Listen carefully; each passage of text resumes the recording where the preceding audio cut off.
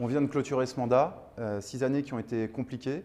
Les 3 premières années où il a fallu absorber le choc du passif avec une collectivité dans une situation extrêmement critique. Et puis 3 années ensuite où ce qu'on appelle les droits de mutation, c'est-à-dire les frais de notaire en langage courant, qui aujourd'hui sont la recette la plus dynamique de la collectivité, sont passés de 80 millions d'euros à 120 millions d'euros, quelquefois même plus. Ça veut dire que la collectivité a dégagé des marges de manœuvre sur les 3 dernières années.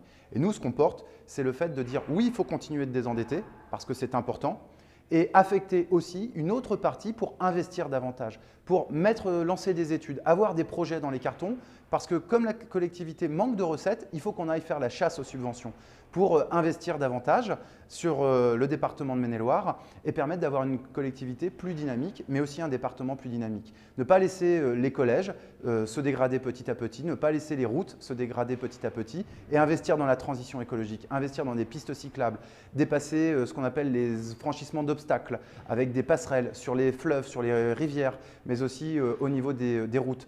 Investir aussi pour la protection des populations, au niveau des digues. Ça a été un vrai débat aussi tout au long de cette journée où le département interpelle l'État. Il est lui-même interpellé pour cofinancer avec les EPCI. On proposait de mettre 1 million d'euros.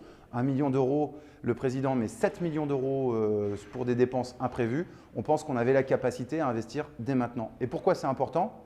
Parce que si on reporte à demain, comme il y a une augmentation des taux d'intérêt, comme il y a une augmentation extrêmement forte des matières premières, on va avoir des surcoûts demain. C'est-à-dire qu'on va mettre de l'argent dans des surcoûts, alors que si on investissait aujourd'hui, on pourrait dès à présent moderniser nos équipements. Il y avait la possibilité d'agir aujourd'hui, ça n'a pas été le choix qui a été fait par la majorité. On le regrette, on aurait pu se retrouver sur quelque chose de beaucoup plus dynamique et beaucoup plus consensuel.